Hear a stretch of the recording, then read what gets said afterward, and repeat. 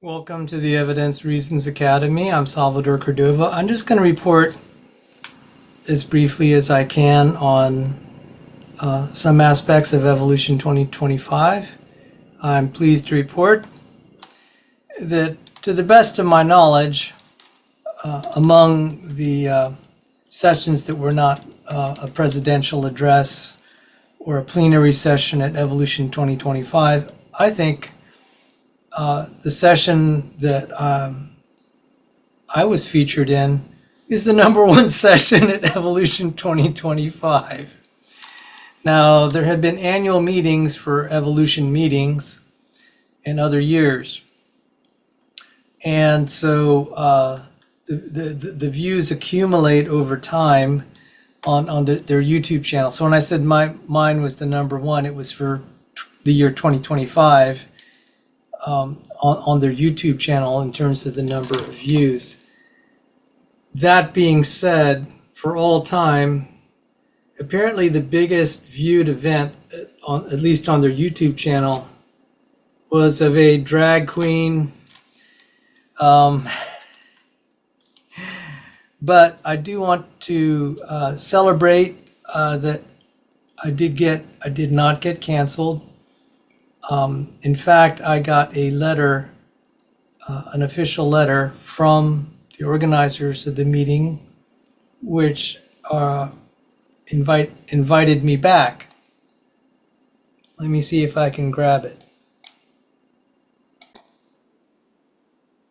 So I think I found it, and this is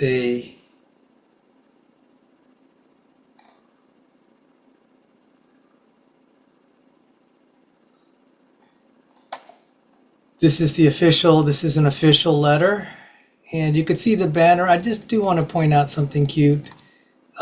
Did you notice these are stained glass windows? Like this is some big church event, just saying.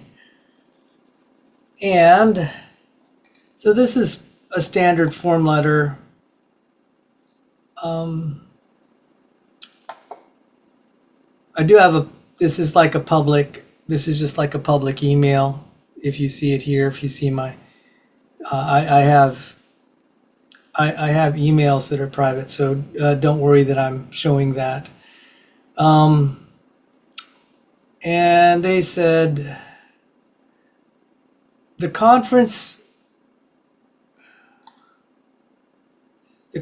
is a joint academic meeting of the Society for the Study of Evolution, the Society of Systematic Biologists, and the American Society of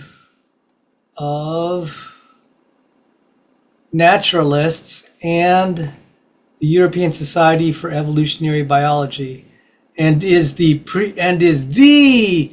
premier opportunity for presentation and discussion of scientific research in all areas of evolutionary biology.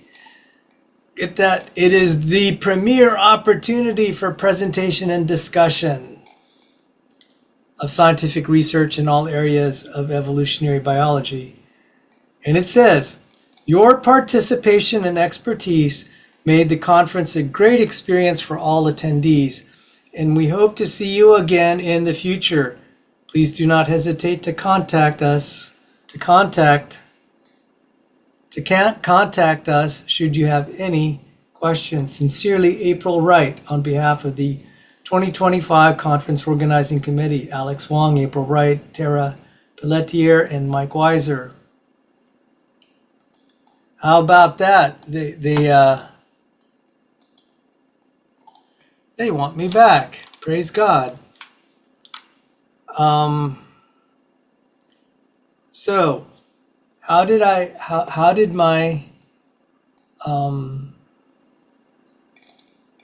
how was my talk received? Okay, just in terms of YouTube views, let me just show that.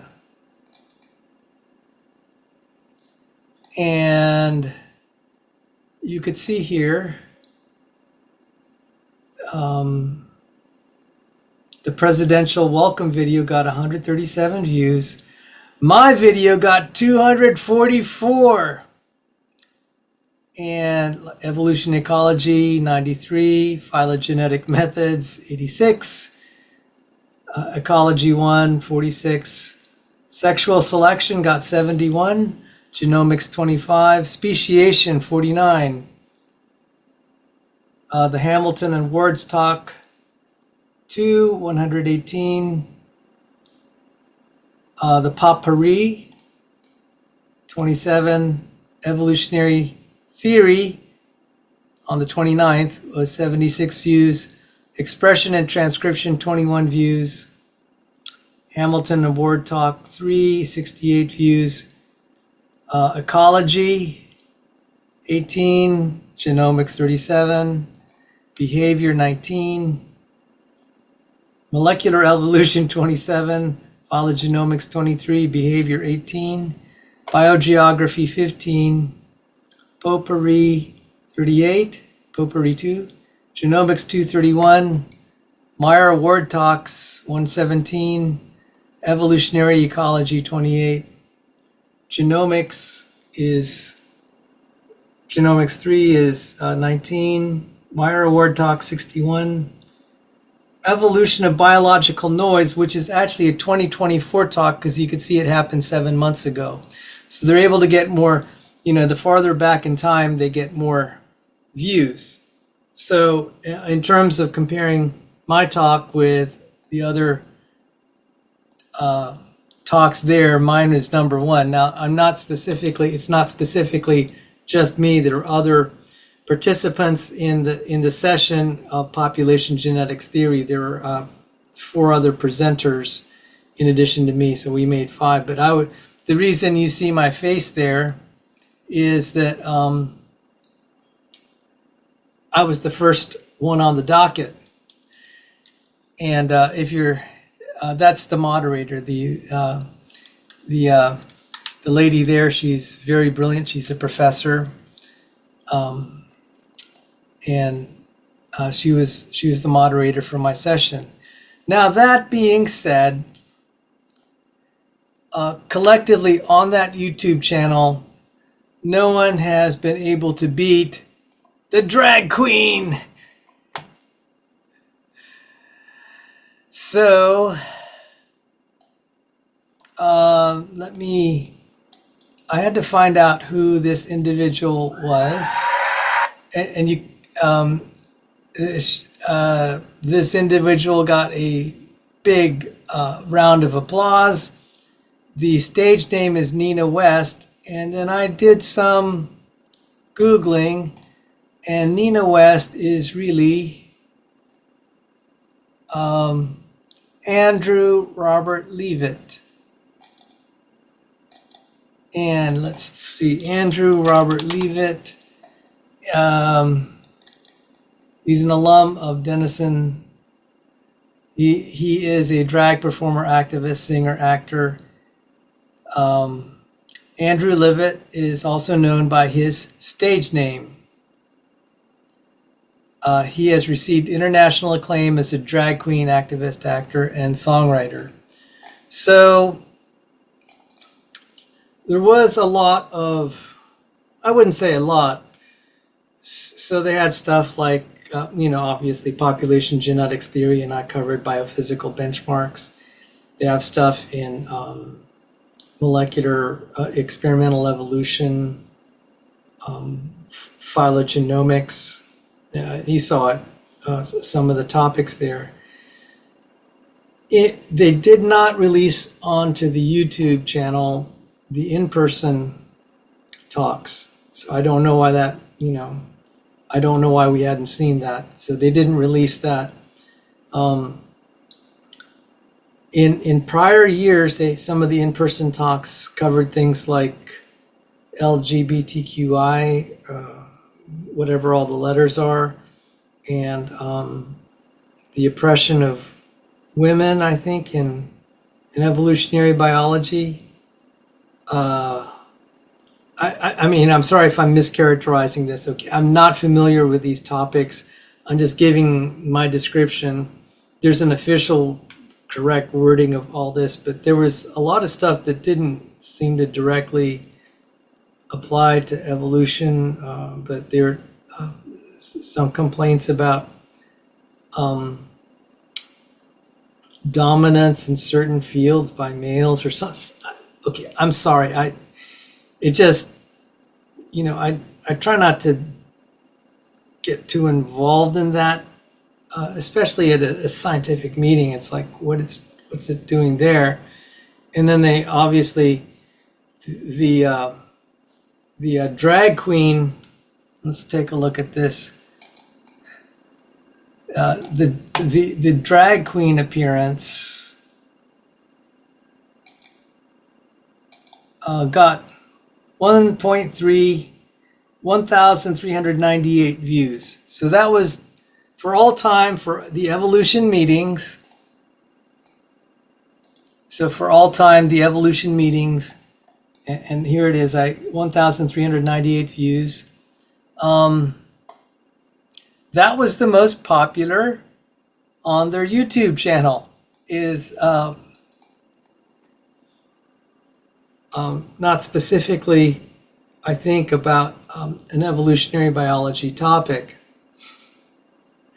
So, okay, I tried my best, but I am still pleased to report that I definitely was number one in the year 2025. But for all time, there's no one in all the evolution meetings, no one that did better than the drag queen. Okay, so and what was that topic, by the way? Let me look. The topic of the video is evolution's rainbow. It says engaging talks and discussion on evolution's rainbow with special guest Nina West. This event starts with a series of talks from experts on the diversity of sex, sexuality, and gender that exist in nature, and ends with a panel discussion on how this diversity fits into a broader evolutionary context and what we are and what we as a community can do to support and retain our LGBTQ plus students and colleagues. Okay, so what else was on their docket? Okay, they did not release the video.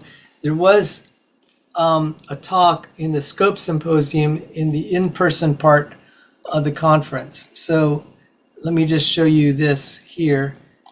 So the conference was divided into the virtual conference, which was May 29th through 30th, and then the in-person conference, which is June 20th to 24th. So this was a month-long affair total.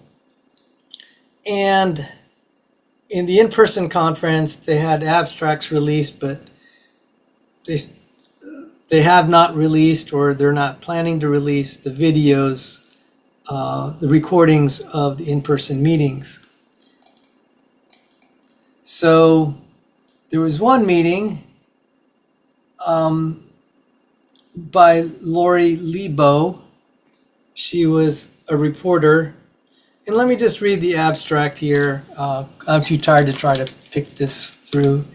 It says here, in 2004, Lori Lebo was a reporter at the Dover, Kitzmiller versus Dover Intelligent Design on Trial. So just let me read the abstract. This is from her perspective in 2025.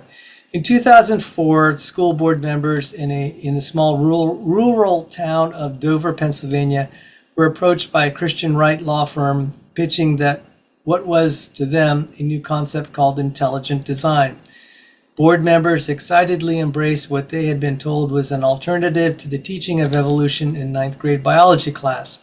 Publicly, they said they were merely making students aware of scientific alternatives. Privately, they talked about leading a revolution in evolution. Parents and teachers in the community quickly recognized ID for what it was, an attempt to force religion into science class, and filed suit. What resulted was a 6-week nationally watched constitutional test case in which the federal judge ruled ID as merely a revamped creationism and described the breathtaking inanity of the board's attempt to force religious views on Dover students when considered against the factual backdrop, which has now been fully revealed through this trial. In the wake of the decision, intelligent design was considered dead, and national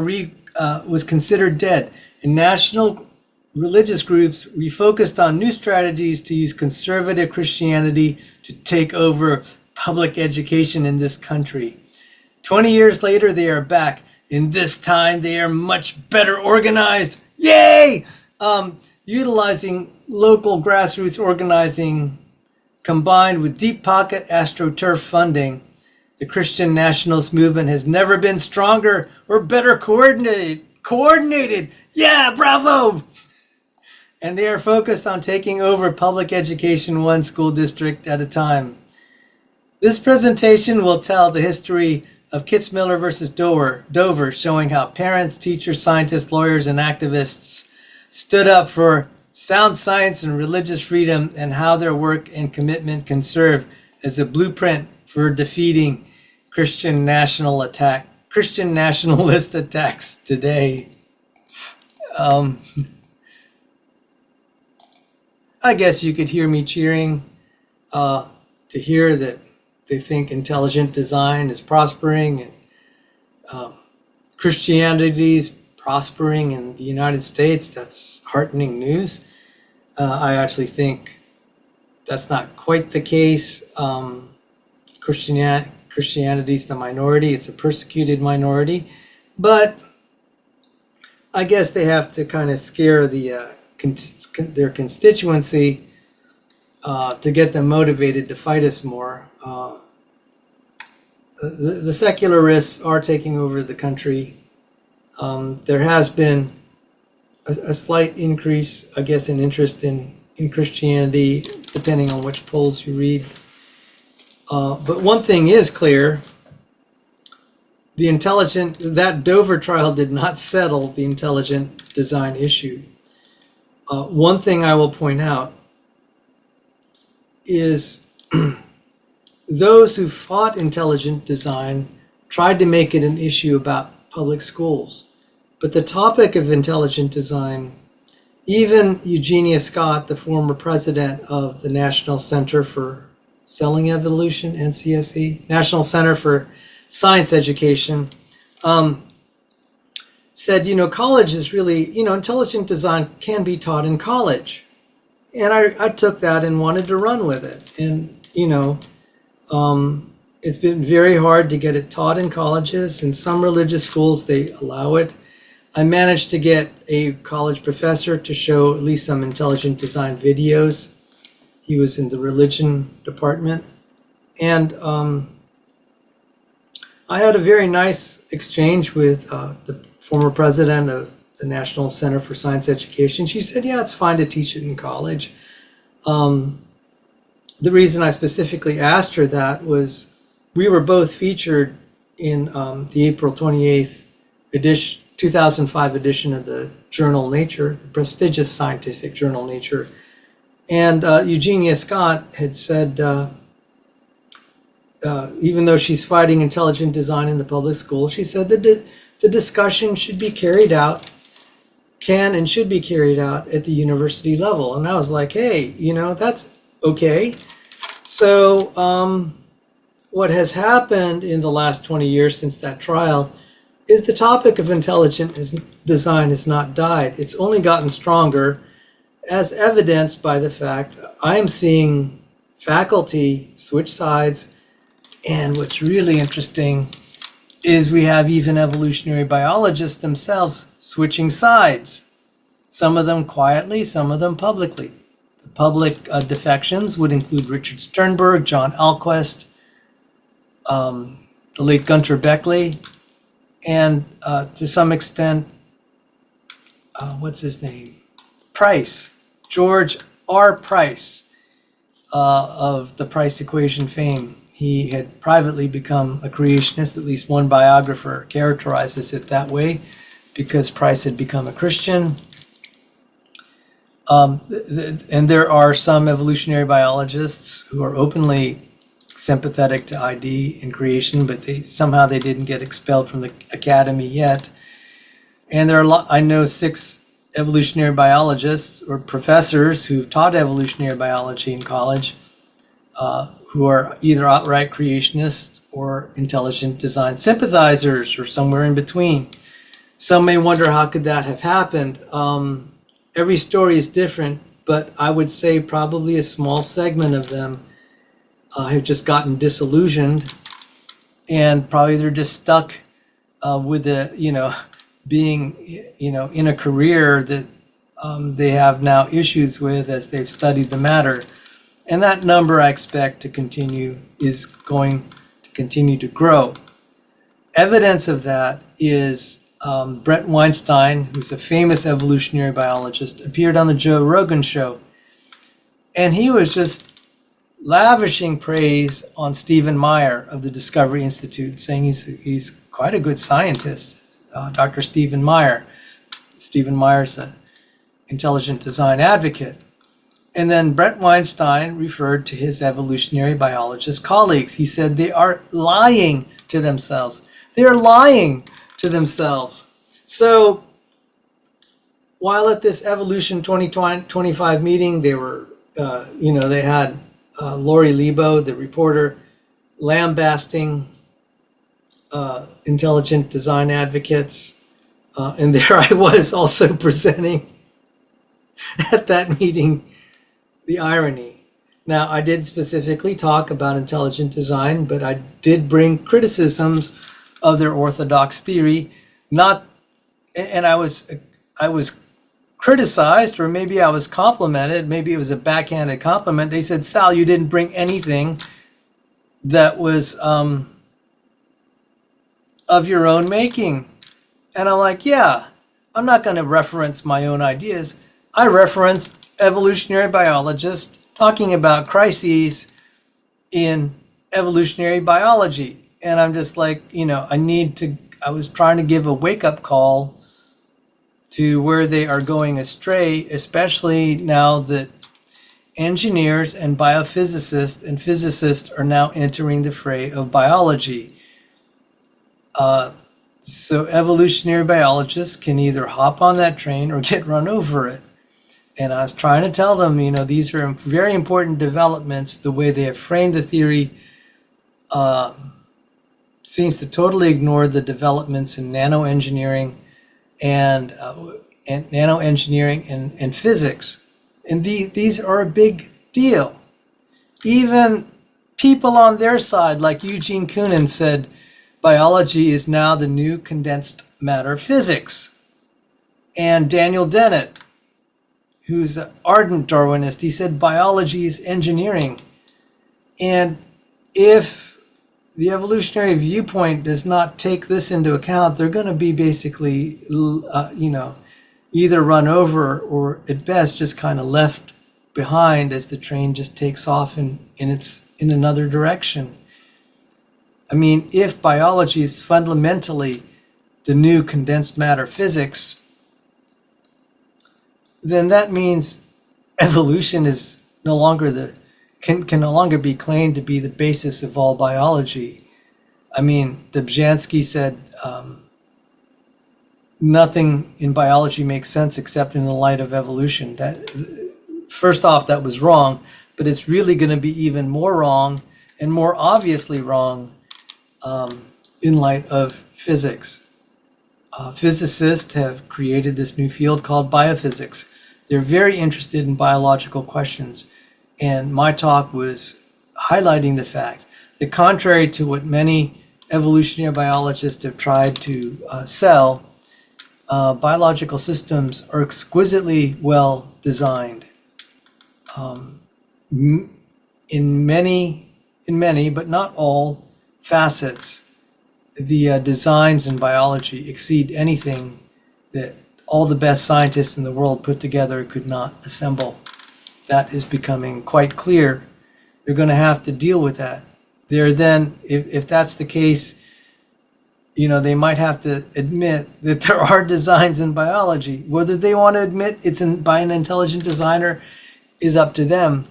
But I pointed out, even according to their own experiments and literature, Darwinism is not it is not a theoretically justified explanation for these ingenious designs in biology. And that, by the way, the phrase ingenious designs in biology was from a Proceedings National Academy of Science paper. It's a peer-reviewed paper that used that phrase, ingeniously designed. They're going to have to deal with the evolutionary biology community is going to have to account for these ingeniously designed systems in biology. They're also going to be confronted with the fact it's becoming increasingly obvious based on experiment and theory, not ID literature, but experiment and theory is showing that brain-dead Darwinian processes are not a good explanation for these ingenious designs in nature. And that was basically the argument I put forward. Those are the central things. The central thing was their notion of what they call evolutionary fitness is dead in the water. It is incapable of characterizing the ingenious designs of biology. And they can either ignore that these designs exist, they can attempt to deny that these designs exist, and and they can just keep going on the way that they're going and saying, well, it's, they don't care about that sort of stuff. They'll just let their ill-defined definition of fitness continue. So anyway, that's mostly what I had to say today. I am very grateful to God and my Lord and Savior Jesus Christ for letting me present at that conference, for letting my presentation not be canceled, but rather published and get the #1 amount of views for that whole meeting, at least the virtual component, and to also receive an invitation to come back next year. So glory and honor to the intelligent designer. Amen.